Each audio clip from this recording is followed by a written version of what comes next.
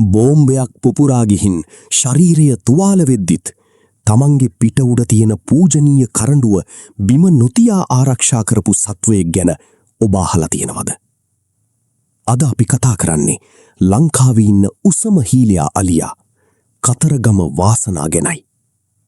1970 අනුරාධපුර කැලාවක ඉපදුණු මේ ඇත්පැටවාව 1978 දී කතරගම මහා දේවාලයට පූජා කෙරුණා.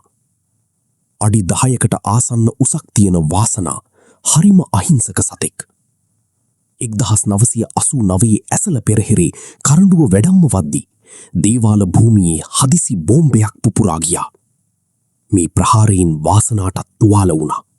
නමුත් සාමාන්‍ය අලියෙක් වගේ කලබල වෙලා දුවන්නේ නැතුව ඊ මහා වේදනාව දරාගෙන වාසනා කරඬුව ආරක්ෂා කළා.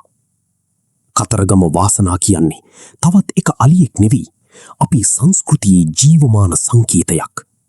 මේ වටිනා තොරතුර යාළුවන්ටත් බලන්න ෂෙයා කරන්න. ලයික් කරලා ඔබේ අදහසත් කමෙන්ට් කරන්න. සුබ දවසක්.